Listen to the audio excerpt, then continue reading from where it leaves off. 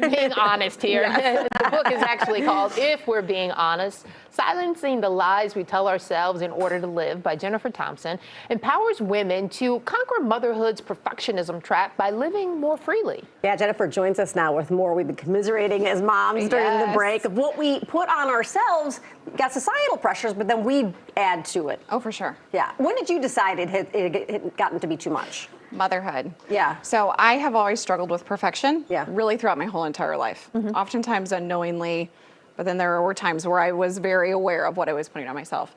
And when I started motherhood, I really started to feel the weight of the guilt and all of the things that we were just talking about. And so this book, I really wanted to dive into the grassroots. Why do we feel this way? Why do we believe all of these lies, whether it's society or culture or just how we're brought up, right? Internally or externally. And what you find? It's a lot. Okay. It's a lot to unpack. It really is. It's really unknowing and unlearning a lot of things that we've come to know thus far. Okay, so is that coming from like our mothers, or is it coming from books that we read, now social media? I mean, where is it coming from? I feel like a lot of it comes from social media, right? You see those crystal perfect images all the time, and you think that's what I have to obtain to.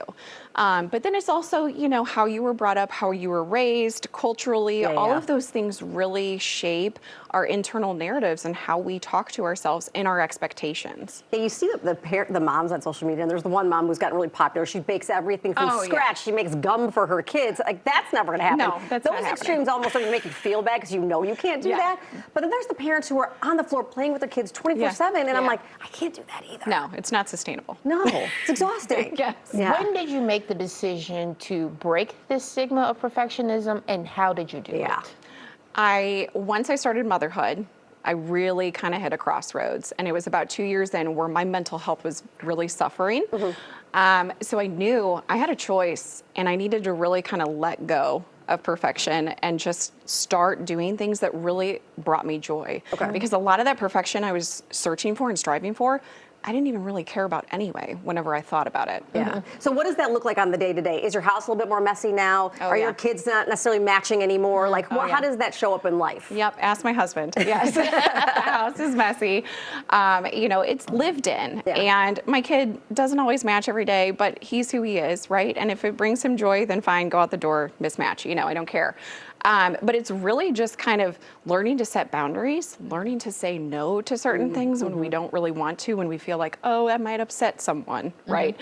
And just really starting to do and make choices and decisions that align with the values in your life. Okay, so when you wrote the book, did you consult any like child therapists or parenting experts, or how did you reach all of these conclusions? I did a lot of research online, a lot of Psychology Today, looking at a lot of women's workplace studies, things like that, to really dive into the data and what the data was showing me. And then I did a lot of just self-help on my own, right? A lot of soul searching and really evaluating what choices I wanted to make in my life and making sure that every decision I made aligned with that. Do you also find in your doing some research that this changes as women get older? Because I'm a bit of an older mom. It does. And I am a little bit more like, I don't care. I am too. Yeah, no.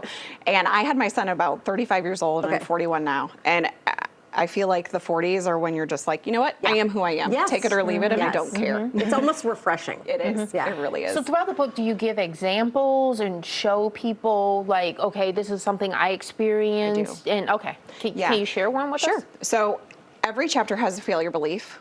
I talk about it. I outline it at the beginning because I think that's really important, right? Giving a name to what we're facing. Then we can challenge it head on and say, okay, how is this lie or this failure belief affecting me, right?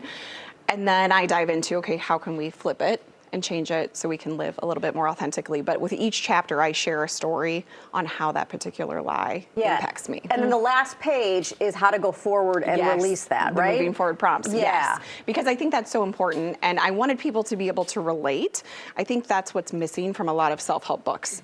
I don't need you to preach to me. I need you to tell me that you've been there. Okay, yeah. And so that was super important to me. But then I wanted to have those moving forward prompts like you were talking about, so others could really say, okay, this is Jen's journey. Now let's talk about mine. And how can I move forward knowing everything? Oh, it's fascinating. And yeah, we all do it in some form or fashion.